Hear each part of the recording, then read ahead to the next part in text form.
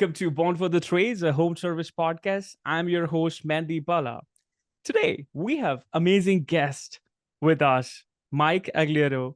He's a powerhouse in the home service industry with a remarkable journey from electrician to building a 32 million in business in electrical, HVAC, plumbing, and more.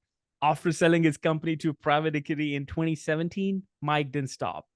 He founded a top tier training organization, coaching over 1,000 business owners and 20,000 service professionals, which he exited in 2020. Now, through FuDog Group, he helps entrepreneurs elevate every aspect of their lives. Mike is a black belt, author of 28 books, and a sought after expert in scaling and selling companies. Welcome, Mike, to our show. Hey, I am honored and super excited to be here to serve everybody. Thank you. Thank you so much. Mike, let's get started with your journey, your background in home service industry. Yeah. Maybe, for the listeners, if you want to just share a few minutes on that, and then we can dive into.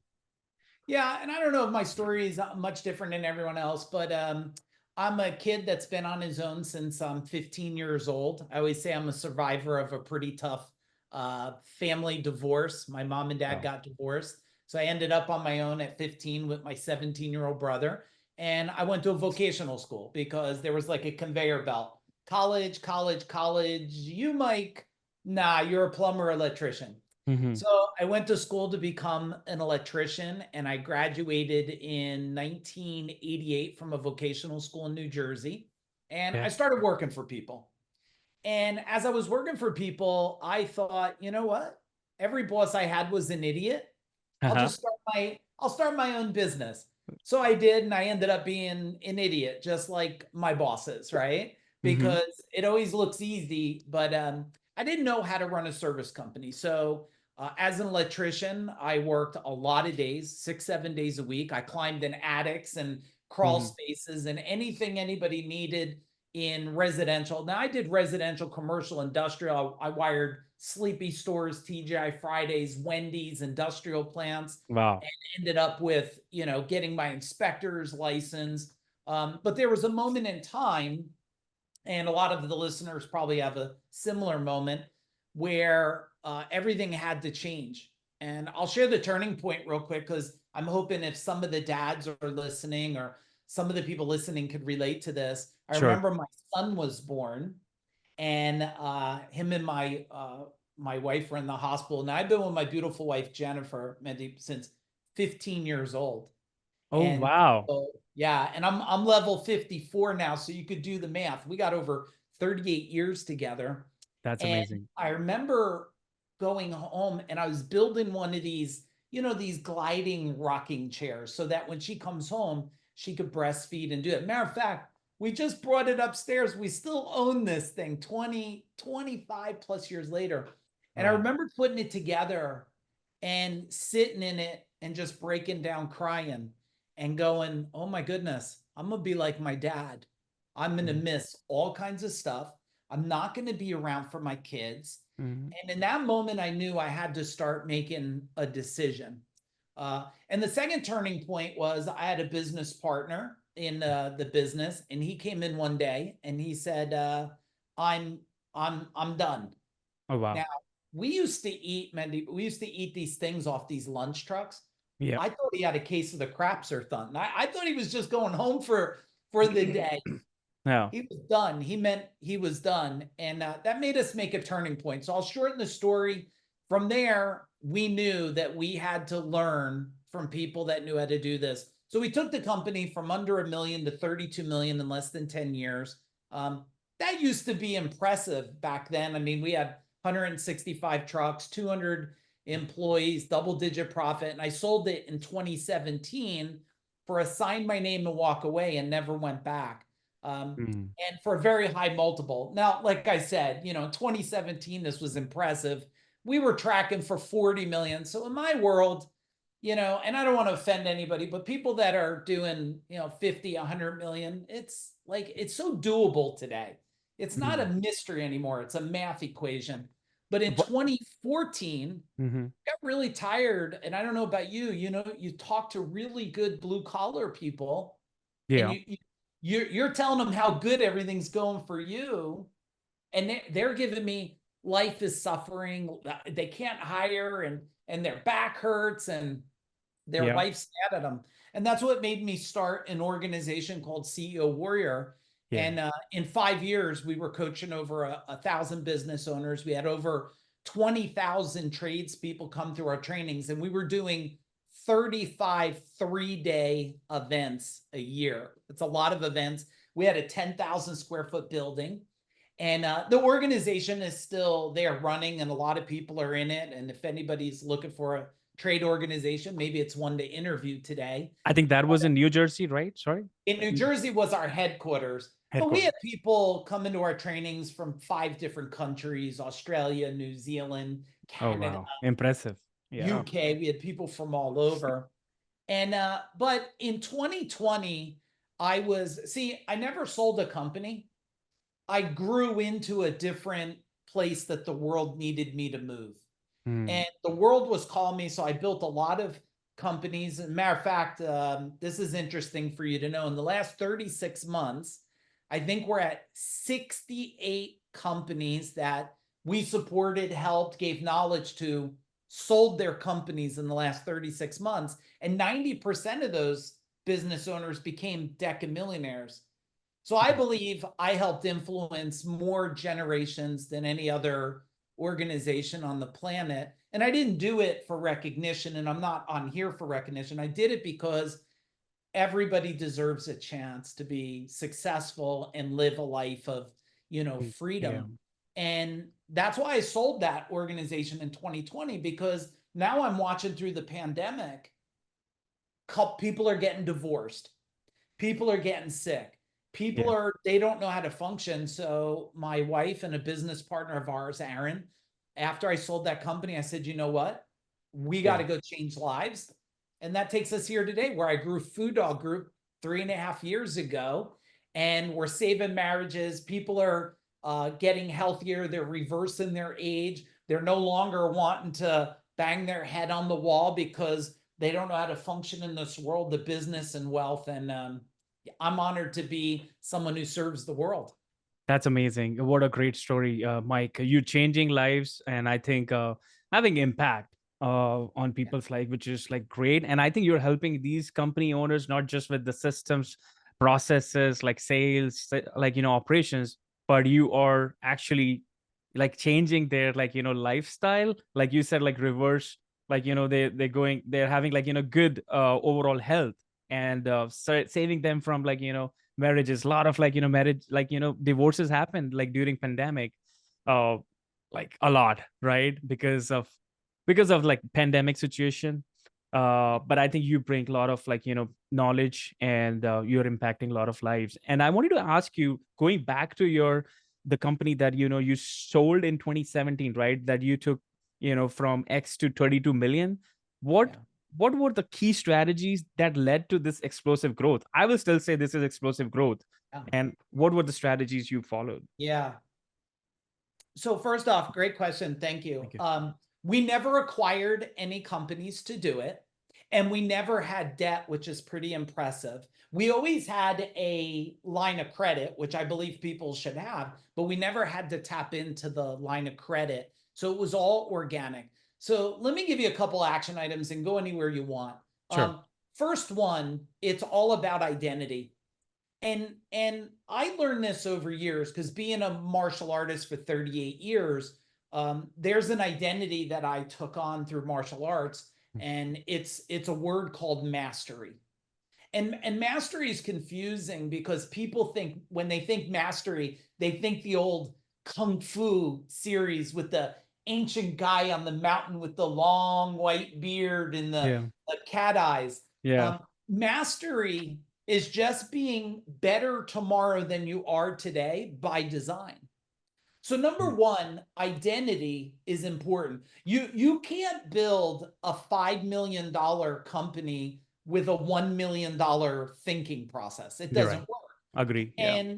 And everybody thinks, if you just tell me, Mike, they used to tell me years ago, when I ran a best practice organization, they said, if you just give me marketing, sales, and operation, tell me how to run the process, I'll grow this company. Well, that's the farthest thing from the truth. Yeah. Because your identity of being that leader of that person's not there. So everybody should write down one, identity. And that's something we're one of the best in the world at, because, you know, if a lot of people say it's all about your mindset, but it's not, because my dad was a mason. And if you poured concrete in your mind, it would set, which means it's stuck. Right. It's about mind growth, and that's what identity is. So that's the first step. Number two is pretty much, and I heard someone just say this a couple months ago. You can't be, and everybody should listen and write this down, because I feel it's brilliant. I didn't make it up, but I did it through all my years of scaling every company. And just so everybody knows that's listening, it's not like I appreciate what people did 20, 30 years ago, but like I'm still doing it today. I have a portfolio of companies that I work with. So everything I'm sharing here is not something I did in 2017. It's something I do today. The second major thing that people need to understand is don't be better than better. Be different. Be different. Be different. And so I look at everything that comes across my mind and say to myself, now everybody listening, if you're driving, pull over and grab a pen and paper. Everybody should be writing some stuff down. I use this phrase, and this phrase has made me millions and millions and millions of dollars. Okay. If there was a way to do that better or different, what would it look like? I'll say it again, everybody, write it down. If there was a way to do that better or different, what would it look like? So, Mandeep, I don't subscribe to a lot of what everybody does. Yeah. You know, a lot of people, they tell me, you know, they read books, and I think they're great books. Everybody has got like 4-hour work week. Yeah. And I come across people and they go like this, I only work 2 hours a week. And I say, I'm sorry. And they look at me like, what? I said, well, the fact you only do it 2 hours a week means you hate it so much you don't even want to do it. Exactly. I said, don't do it. I do this. I'm here not because I have to, because I want to serve. This doesn't matter if you asked me to jump on Sunday morning or Saturday afternoon or Tuesday night. It's okay, because this is my purpose, is to help people remove suffering from their life and get a life, business, and wealth by design.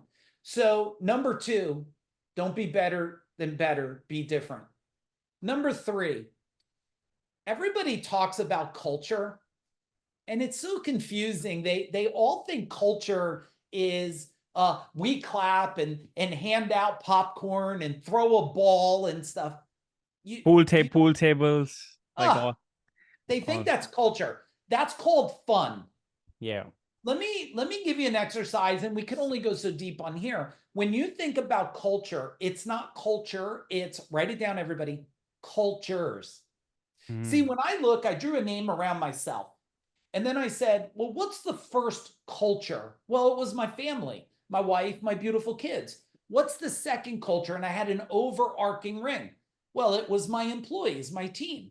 And then I said, well, what's the next culture? And it was my vendor partners. And what's the next culture?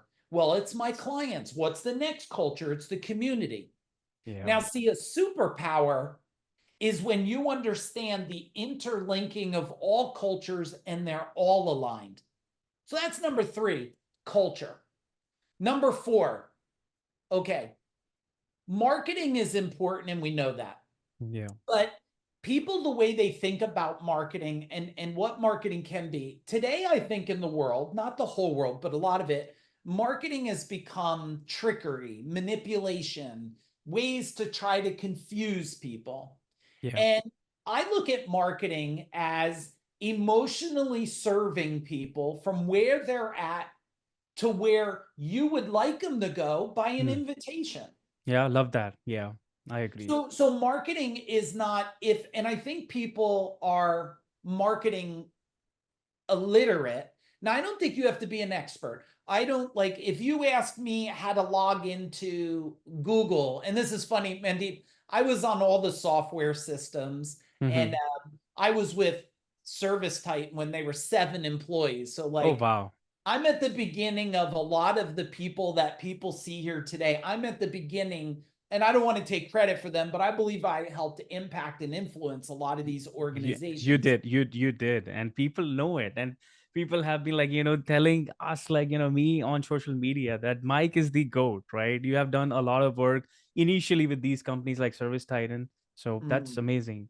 Well, thank you. I'm glad they call me the GOAT, but what everybody should know is I'm not even warmed up yet. And I'm not even started here. I'm still such an incredible student. But as for marketing, you don't need manipulation, but you can't be illiterate to it. I don't know how to go into my Google account and stuff. I believe in working with pros. And back when I said culture, I never had vendors. I always had partners. Now that didn't mean I didn't have ownership in Service Titan. And I worked a lot with other companies years ago. I worked with Power Selling Pros. I think I was his first client, maybe. Or I worked with Mike Montana. He had a company, a review type company, and I think I was his number one client. Now, but Nice. I didn't treat them as they were a vendor. I treat them as a partner. And Yeah. everybody I worked with, even though I paid them, I said, look, I'm only successful if I can serve you. If Yeah. your company grows, my company will grow. So that's the next thing. Marketing, you have to understand it. The next one I'll give you, and we'll take a pause a minute, is sales. Now I'm using sales for you. I removed the word sales from my culture. Hmm. I told everybody use the word serving, Serving. because when you had a little kid and your kid was getting ready to walk, you didn't say, convince me or sell me something. You said, come here. You served. You're like, oh, daddy, here's your newspaper. And you were like, oh, Hmm.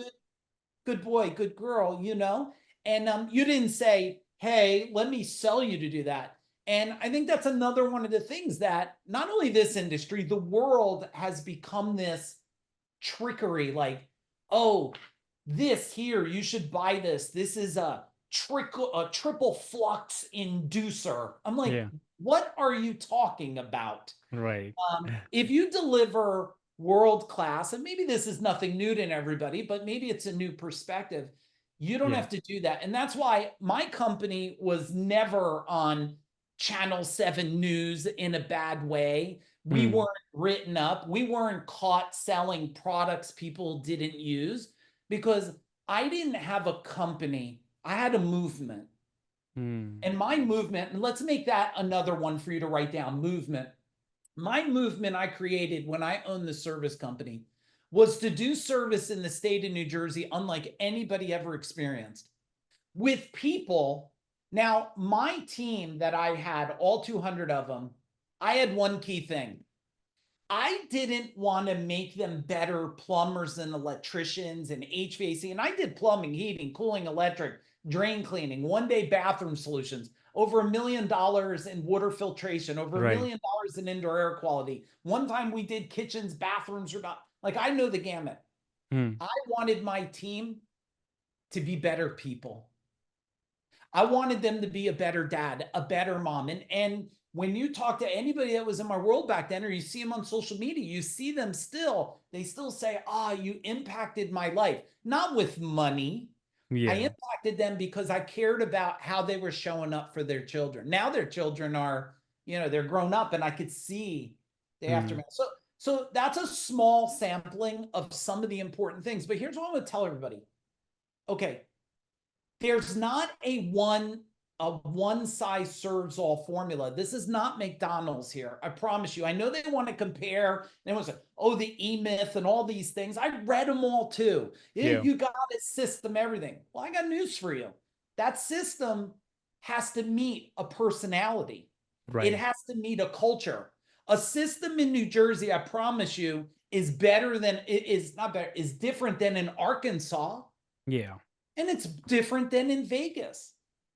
Right. So let me pause there a minute, because look, me and you, I normally talk for 14 hours at a time. No, So, this is so if I don't condense this, we'll go till tomorrow. You know what I mean? no, no, no. This is great. I think step by step, like you're sharing, like that what we should be, implementing, and I have also written down here.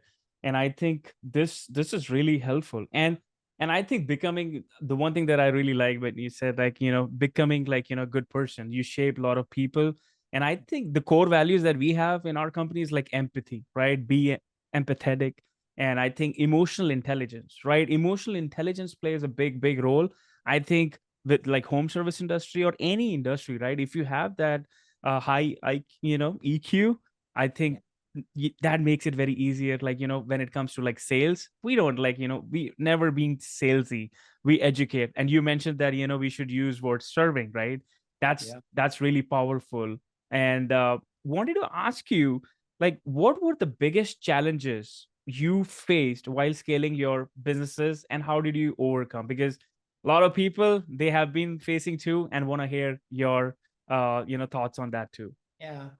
Look, the biggest challenge is two things. The first thing is, and it might sound foo-fooey, but the first challenge is who you see in the mirror. You, I was just on a call with someone the other day, and they said, "What do I know? I'm just a plumber." And I said, "Exactly. That's why your life is like it is. As Hmm. long as you keep repeating." Everybody listening, do you know what a mantra is? A mantra is anything you repeat over and over and over again that becomes your belief system.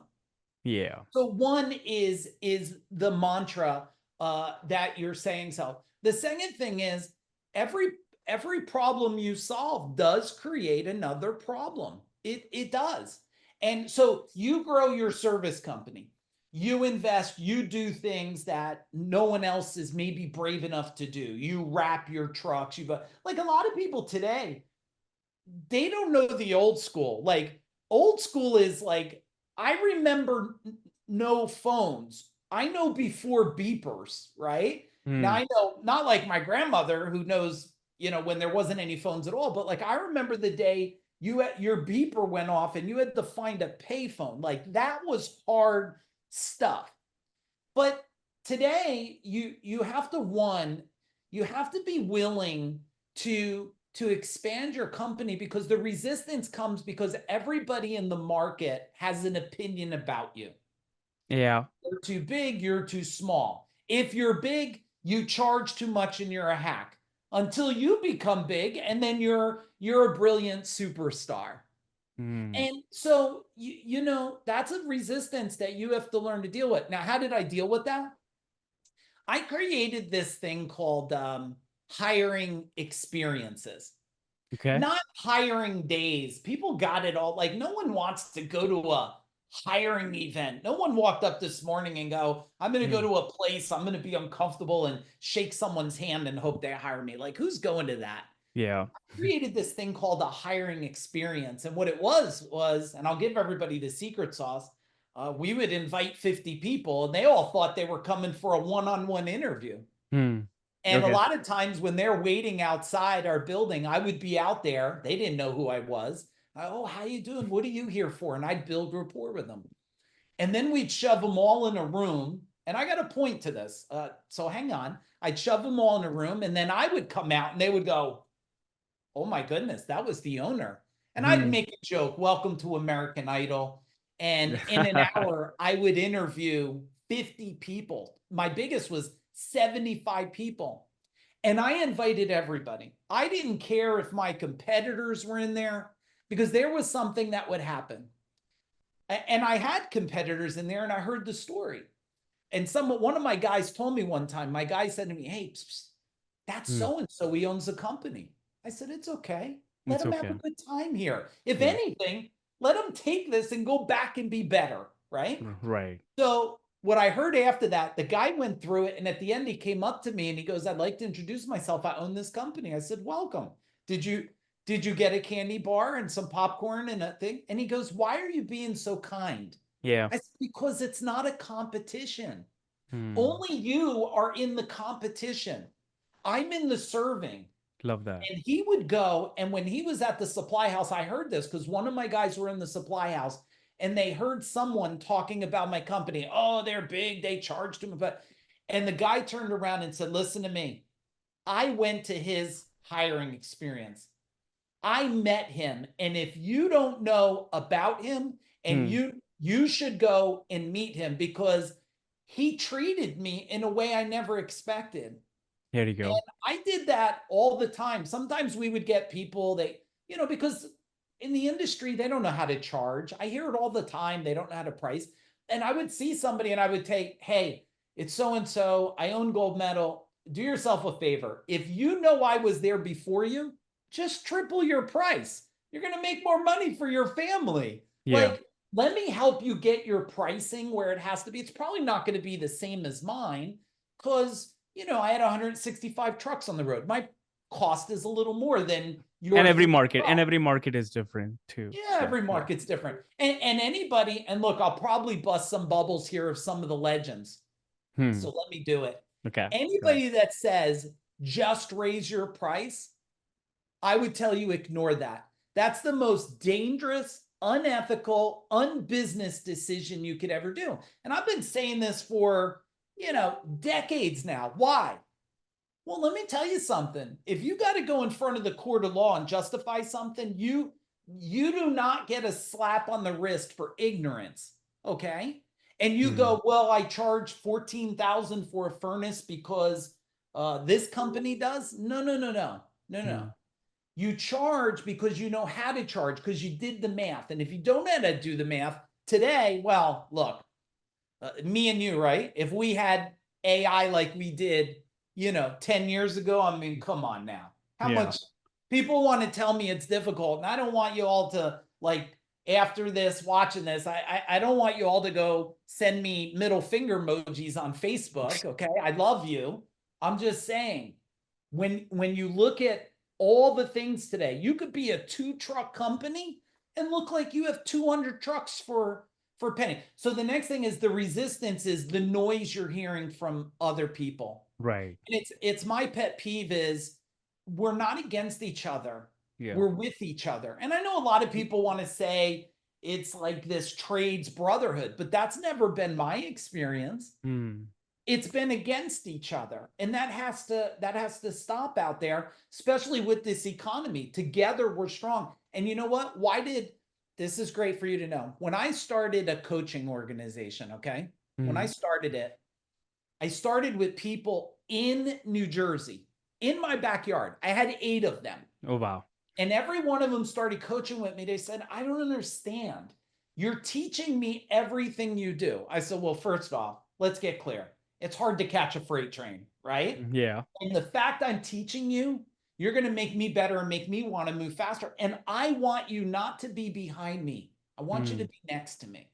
Yeah. And so I started training people in my market because I wanted to help everybody. And this is what we have to do today, and not help them with the basic, help them with the new way of thinking. Yeah. So that's the last resistance I'll tell you to get through is people are trying to feel their way through business growth. Like, I watch people buy trucks. They're not ready for trucks. They buy software. Like, let's be clear, everybody. A tablet is not going to make your people brilliant. It might make them a little better. I'm just sharing them.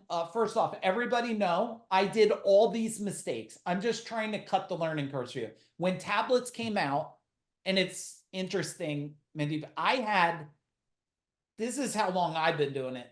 I had computers on stands, full laptops with printers in the truck. Nobody had that back then. Oh, wow. We're doing this. We were on a system called Ergos. I mean, we had the load printer paper, right? Oh, yeah, those printers. Remember? Yeah, well, exactly. You had those in your truck? In the trucks. What, a decade and a half ago. So when people came out with tablets, I was like, what are you talking about? I had laptops, computers in here way before. But when tablets came out, I gave them to everybody. And I thought, this is going to solve everything. But guess what? My 50-year-olds that were with me, they said, what do I do with this thing? What do I do with this tablet? I barely knew how to push the computer. So you think their conversion went up or went down? No, it went down. I want to give a special shout out to Rilla, the sales coaching AI software that holds the technicians accountable and gives them the support and guidance they need to maximize all the opportunities you spend your hard-earned money on. Our friends at Elite Call, the outbounding specialists, a service that brings wasted leads and brings them back to life to create more opportunity and keep the dispatch board full, integrate them right there into Service Titan for you. I want to give special shout out to Grow Reviews, one of our sponsors, America's first platform to capture instant text and video reviews. If a picture is 1,000 words, a video is worth 1,000,000. Book a demo with Grow Reviews by visiting website www.growreviews.com, and you can get in touch with their sales reps to book a demo. And then I went to customers and said, oh, Mrs. Jones, we have these new tablets because we want to save the trees. And you know what Mrs. Jones said to me in New Jersey? If you kill a few trees, can you reduce the price? She didn't care about the trees. Yeah. So I'm trying to tell her I'm doing something for the world. She only cares about her pocketbook. So the big lesson was not everything out there that's brilliant is the right time for you.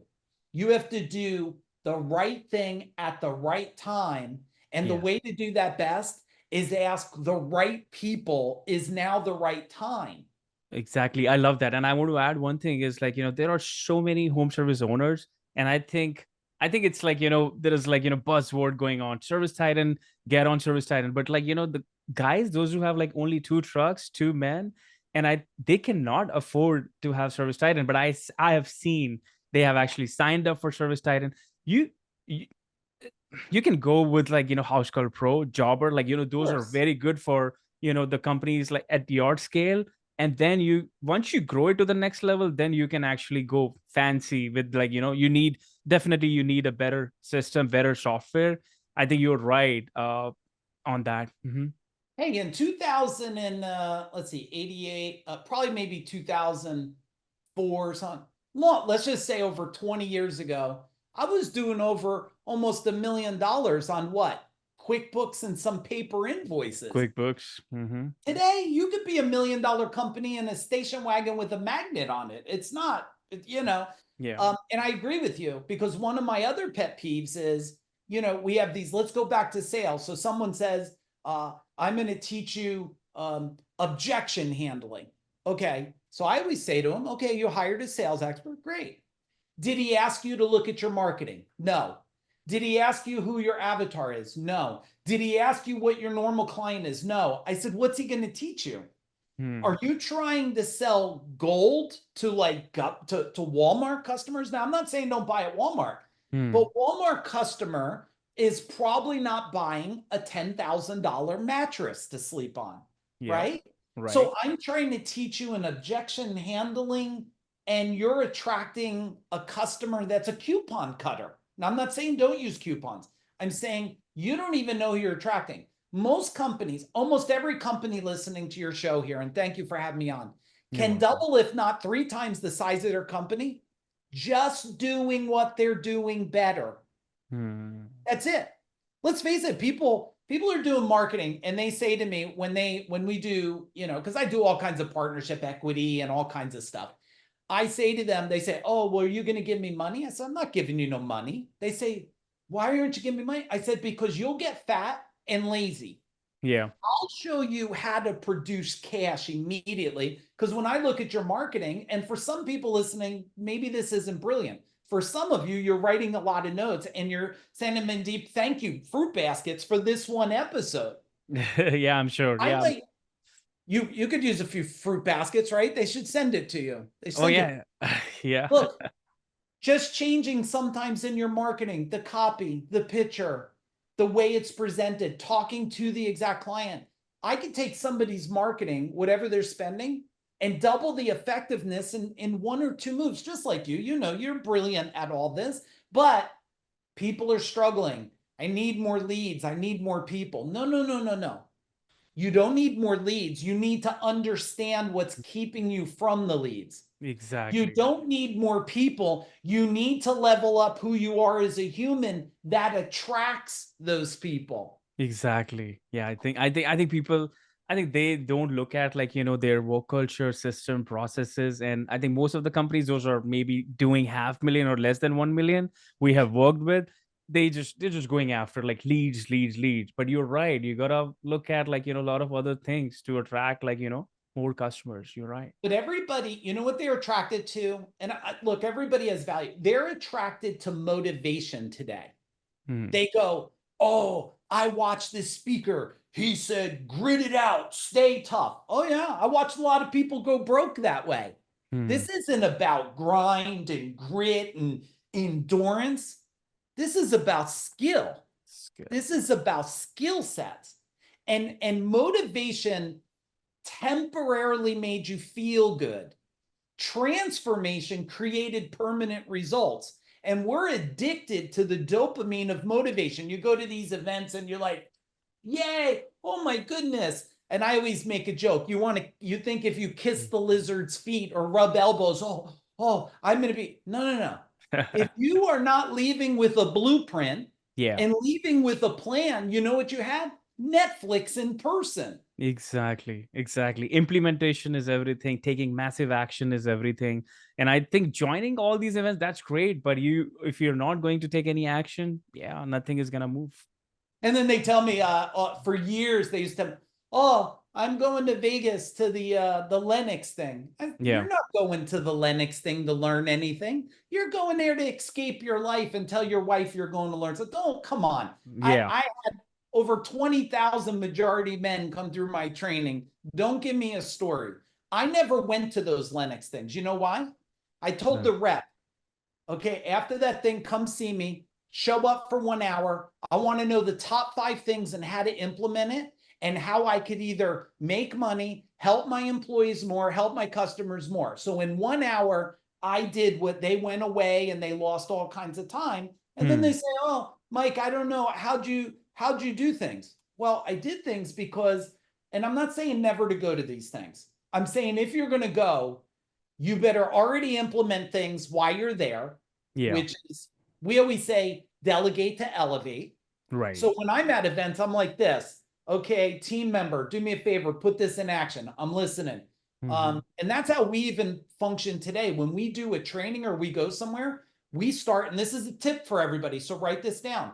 We open up a channel, we use Teamworks, and we open up a channel with our whole team, and we go to an event, and we're delegating and educating. We have 15 people on our team.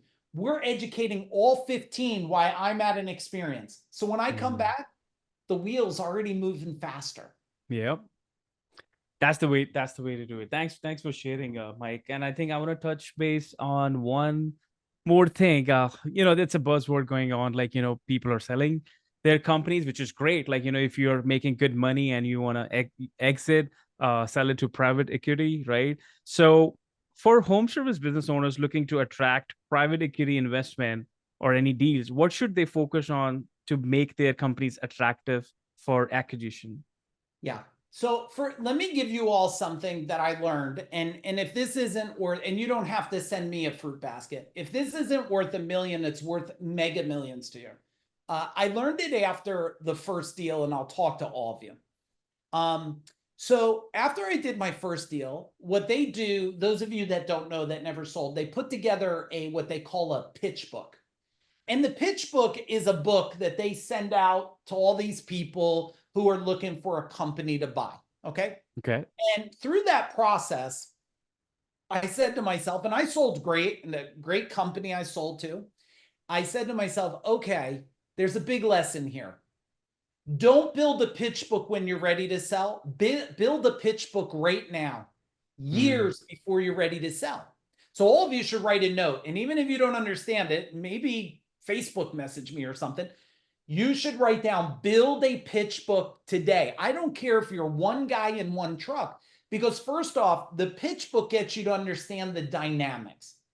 And I am a believer that, Mandeep, people say you should be ready to sell at any time, because you don't know when things in life come in the way. And you will all exit. Every one of you will exit. You'll either give the company maybe to a family relative, maybe you'll sell it. Hopefully you won't go out of out of business, right? Yeah. You pass away. I hope that doesn't happen, but you're going to exit your company. So get the pitch book ready. The next thing is, do not don't go at this alone. Don't go at this alone. The team, when it comes to exiting a company, the team that you have, and I'll give everybody, and if anybody wants a connection, hook me up. The CPA you're working with, you don't fix your numbers now. You have to have good numbers. And most people are at a size, they don't even have a fractional CFO. And for some of you, please, if I say language you don't know, private message me. I never wanted to be. I remember one time years ago, I was in an event and someone said the words ROI, and I was like, ROI. someone Sometimes leaned over to me and they said, look, it just means return on investment. The guy's trying to make himself sound real fancy, right? So don't let me sound fancy to all of you. But when you look at this, you got to have someone who has these numbers dialed in. That's number one. Number two, anytime someone reaches out, now I'm going to give you something, and hopefully you agree, some of you listening, when someone reaches out and says, do you want to sell? Never give this answer. Well, for the right price or blah, blah. Never say that. Never, never, never. I'll tell you why. A long time ago, most people don't know. I mean, I was offered $8 million for my company, I think 14 years ago. Oh, wow. That's a good long time ago. We were that's offered that's a good $8 number. million. Yeah. But I had two other partners, and what was $3 million going to do for me? It wasn't going to do anything. And I wasn't doing the business for money. I was doing it to prove that I can create a movement.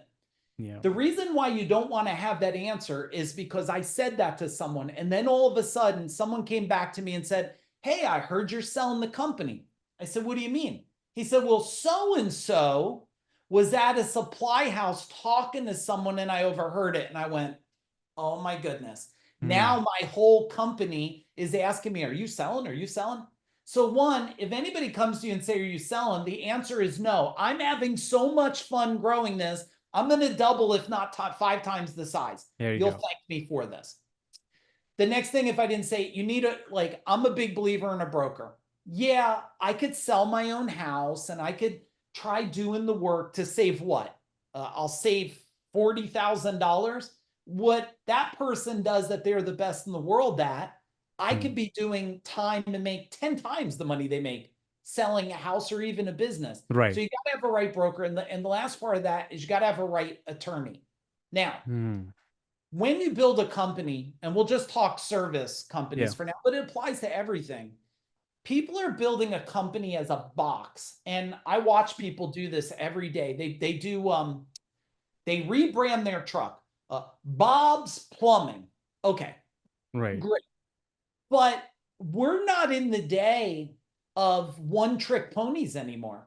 You see, people ask me, why did you go from gold medal electric to gold medal service? I said, well, don't you understand what's happening in the world? Now, this is happening decades. Don't you understand? Walmart wants you to come in. Yeah. And they want you to buy insurance, glasses, banking, food. Don't you know Walgreens wants you to come in? They want to sell you insurance and do the doctor. I learned early on that people want a one-stop shop. I'll give you the second reason I learned it. And hopefully those of you that just branded your truck, you're not upset.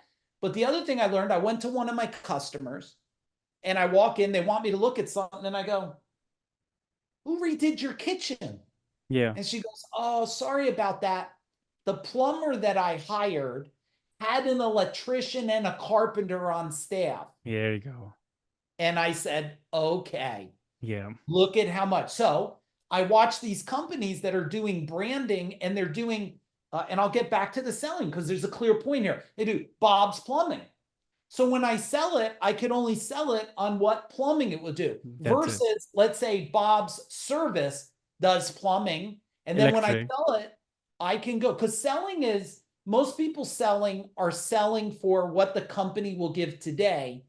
The wealthiest people are selling a company, not what it does today. They're buying it for what it can do in the future. You know this. Yes. Now, if you can say to them, yeah, it's Bob's Service does plumbing, but I have 10,000 customers. And if you added pest control in, Yeah. which by the way, if any of you want a lead generating machine and you're in this home service business, my goodness, either partner with a pest control or do pest control, because it's one of the trades that does 360 inside and outside the house. 360, right? Like that's, I think, one of the best niche ever. Yeah. It's a feeder. It sees the air conditioner outside. It sees the furnace. It sees the plumbing up in the crawl space. So there's an extra tip for you. So that's the other thing. And the other thing I would say to you is, I know more people that have sold and become more wealthy people depressed in history than ever in time. And I hope you all will write this down and make sure. Do not sell a company if you don't know what you're going to do next. Because if you think you're going to golf yourself into the rest of your life or fish, I promise you, you've been doing something for so long, it's been your purpose. And unless you become a fishing business or fishing guide full time, and it's not your purpose, and I know this because one, Facebook and human behavior shows me when people are selling. You know why? Because I see their post changing. And I go, oh, did you sell or you're selling? And they always think I'm Nostradamus. How do you know? I said, your posts have changed. And then the next thing I say to them, if it's a period of time, I say, how you doing? Because you look lost. And they always come back, Mandeep, it upsets me. They say to me, I've been depressed for 2 years. I'm on medication after selling. I said, look, I was telling you guys, you have to know what's next. Exactly. And I think this is like, for the listener, this is amazing share by Mike, because I have literally seen like 4 or 5 company owners, I don't want to name them, and they have exited and they went in depression. And a good friends together, but they literally, like, they thought like, okay, they're gonna spend time on the beach for the rest of the life and enjoy after this exit. Literally, they went into depression, and then they came up with a new plan to start another home service business, and now they're doing okay. So you're like on right on the spot here, Mike. What are you sharing? And people, Mandeep, what happens is, if you look at the circle of life of people, if they do get to the point of exit, which I hope everybody gets to the point, not of exit, I want everybody to get to the point of what I call ultimate freedom. Now, I used to say freedom is to do what you want, where you want, with who you want, without restrictions of time and money. But everybody regurgitated that. When you have ultimate freedom, it's what I call to live a vacation style life. That doesn't mean sipping pina coladas on the beach. I live at the Jersey Shore. What it means is you get to say yes to whatever you want, no to whatever you want, and you're living in a state of bliss. And I always know when I'm around the wealthiest in the world. Let me share. And this is a tip for you guys. If you're around somebody, I always know the wealthiest because they want nothing and they own next to nothing. And they just want the most important thing in the world with them is like me. I ride my wife and I take a bike ride 2 or 3 times a day by the beach. Like that moment in time, there's no car, no boat, no house, no vacation home big enough to fill the magic moments of that. Or when I'm watching a show with my daughter or hanging out with my son. And so I would tell all of you, and the other thing is, I'm sure you deal with this. Everybody thinks they got to sell for 50 million. You were barely making enough money. And I watched more people, what do they say? Pigs get fat or hogs get slaughtered or something. I watched so many people say to me, oh, I need 20 million. I say, for what? Where are you going? What are you doing in life that all of a sudden you need that? And the reality is you're going to be like the lottery winner. Because you know what happens when you sell a company, everybody, and I hope everybody sends Mandeep a message. Thank you for this. What happens is when you sell a company, all of a sudden you start eating out a little more. We got to redo the furniture. And you know what? Let's vacation a little more. And you wake up one day and you see your account going down, but money's not going in, and you start to panic. Anxiety comes in. I got to do something. And you know what they do? they reset back right to what they knew how to do, which means you never grew. You didn't grow. Yeah, See, there's like starting all over again. all over again. That's why I say to people, I say, if you leave an industry and you stay within the industry, it's no different for me. I left an industry, I stayed connected to the industry, but I was connected before I sold the other one, and then I grew. So now, you know, my clients that I work with today, yeah, there's some service companies, but I got the top AI expert in the world that works with me. I got CEOs of hospitals. I got top insurance professionals. I got top hormone and thyroid doctors in my world today, because I kept growing up. Yeah. Not growing forward, growing up. And that's what every one of you want to do. It's called evolution of self.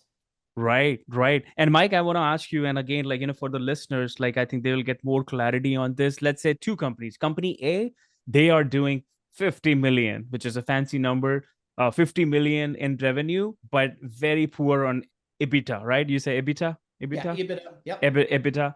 And then another company, they are like doing like 12 million and amazing. I would say 40%, like, on EBITDA. Yeah. What do you think, like, where these companies are stand right now, like, better positioning to exit? I look, the answer is, I always go like this. First off, the one with great multiple or EBITDA, well, that's good. They have a strong baseline. The one with high revenue and low EBITDA, you can course correct that quickly. And I'll give you a tip, because I don't know if everybody knows, I trained 3.5 years with a guy, one-on-one coaching with a guy called Jay Abraham, one of the highest paid consultants on earth. Okay. And he asked me one time, Mandeep, he said, I was telling him about my service company. He said, what's your profit? And it was like 2%. And it's like 2%. And all he did was look at me like my dad, and he said, that's horrible. And I left going, oh my goodness. So I couldn't figure out. And then I figured it out. Wait a minute. Everywhere in the company we improve, but everywhere we improve, we tell our employees the number. Right. But we never talk about the profit number. So the only move I did, the number one move, I did a bunch of them, was I built a thermometer showing our profit. And told them, look where we're at. Like McDonald's is doing more profit, and they sell sawdust hamburgers or something, and they're doing 28%. We're doing, hopefully I didn't offend anybody eating a lot of McDonald's, so keep eating it. It's good for you. But like, I just did that and it improved. So the answer is, here's what I like to do for every company when an owner comes. Are you happy where you're at now? Not with the company, in your life. In your life. Because if you're not happy in your life, because I know a lot of people that built big companies and they strut, look at me, I'm doing 200 million, 100 million. And I go, tell me about your family. My kids don't talk to me. I'm divorced. Tell me about your lifestyle. Oh, I meet women every night and I drink alcohol and I smoke this. And I go, that's the life you dreamed of? And they pause a minute and go, no. I said, well, you could change it now. Yeah. So, but the answer is, both of them at the size you said are both great companies. One's going to sell quicker for more money, and one's going to sell less for a little less money. Got it. They're both great companies, though, in the hands of, see, this is the thing. When people are helping, it's my kind of little pet peeve part of coaches today. They have a bracket, but there's very few well-rounded people that know a little bit of great wisdom about, like, okay, I understand culture. I understand the interconnected puzzle pieces. Right. And there's very few that know it on a scale that actually know how to teach it. They got there, but most of them don't know how they even got there. And, I don't look at myself as a coach.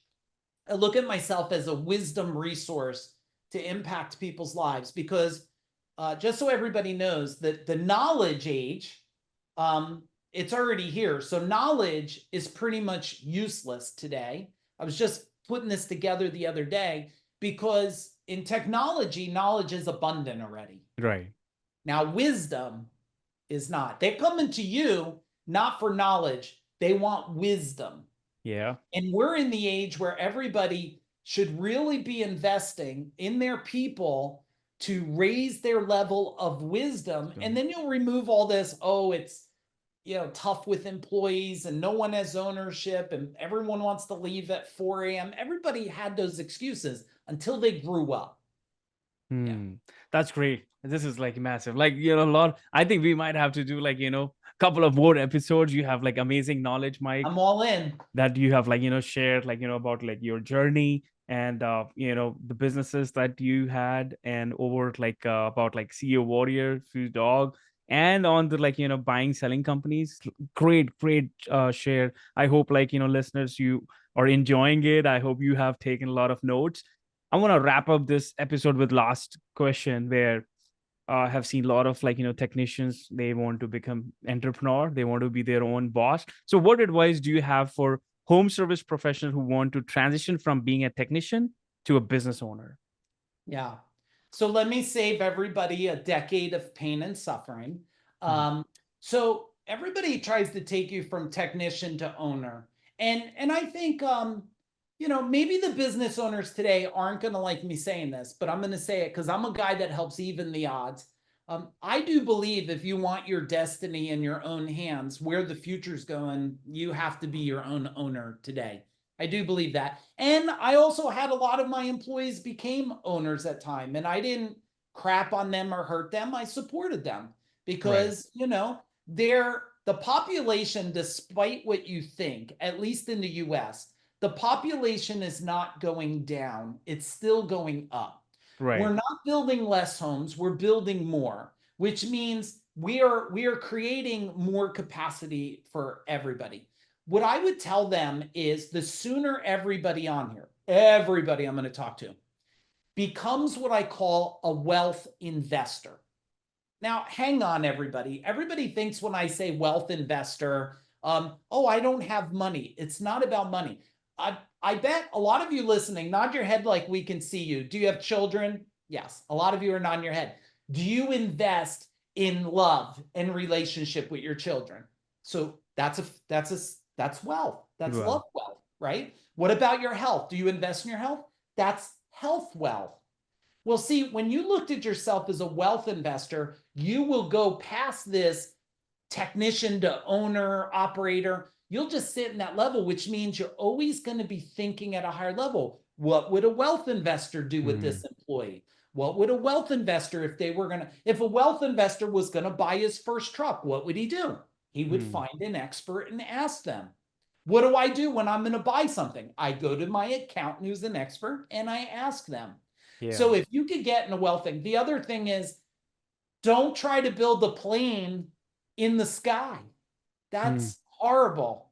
Yeah. There's people out there, and there's a lot of great people that can teach you, right? They could teach you, but make sure you learn on the front end. And the steps are, I can't go through all of them for time, but it's relatively simple. And I watch people create a business and still use clip art stuff for their logo. I'm like, look. Yeah. Any of you that are creating a business and any of you that have a business, let me share with you something that most people don't do. Number one, what's the business I want to do? Okay, so plumbing, HVAC, electrical, jewelry, chiropractor, I don't care. Number two, okay, you have to do a market study. Now, this is not $10,000 study. Yeah. This is you looking at your market, and this is how, Mandeep, this is how I built most of the major brands out there today that sold for huge money. I built the brand with them. Why? Because I said, let's do a study. And because that was an industry with trucks, I would say the only way we could build a logo and wrap for the truck, I got to know every truck in your market. Yeah. Do you have UPS? What's the pest control truck? What's the landscaper truck? Anybody that has market eyeballs, I got to know them all. Yeah. And then we have to get strategic and look at color and shape and size and logo. And then what is the positioning? Everybody's truck looks the same. And look, some of the people listening, I know I'm probably getting under your skin a little bit, but here's the deal. If you put a dog on the side of your plumbing truck and you're allergic to dogs, is that customer calling you? The answer is no. Yep. If I put a happy family on the side of my truck, kids, they're all loving. The divorced mom calls you. The divorced mom says, let me call the guy with the happy family on his truck so I could feel worse. So people don't even look through these, I don't want to call them technical or advanced. They don't want to look through a lot of the common sense marketing things Common here. sense So marketing. if you're going to build a company, get around someone smart that knows not how to do a good logo and a new truck wrap or a website. Get around someone who knows. That's why, look, I won't go into it again. I don't. So, but I promise you, nobody wants me to open up in their backyard tomorrow. And I know some people that are big listening to this, they're probably a little excited, like, come on in, Mike, but watch what you wish for, because I'm a strategist first. Yeah. I've been in martial arts 38 years. I've read Sun Tzu's Art of War a lot. I understand the Book of Five Rings. I understand human behavior, and I understand the evolution of people, where they are and where they're going. So this is a strategic nature. But all of you that are starting a company, or you're smaller and you're feeling pressure, man, I'm giving you a fist pump, because I'm rooting for you every day. And you're not alone. I promise you. Mandeep, he's rooting for you every single day. We want everyone to win. Everyone deserves a life of their dreams.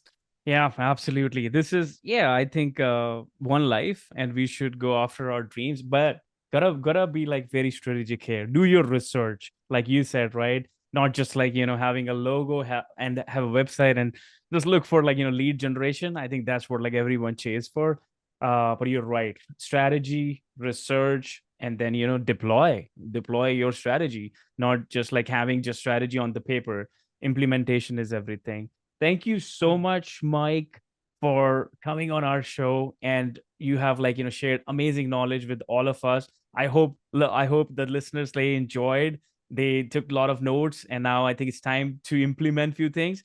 What's the best place to reach out to you, Mike, if anyone is looking for any help, like for any coaching, training, because you are open book and you are helping everyone? What's the best place to reach out to you? Yeah, I built a link for them where they could get over 10 hours of free training, and it's FuDogGroup.com/success. So FuDogGroup.com/success.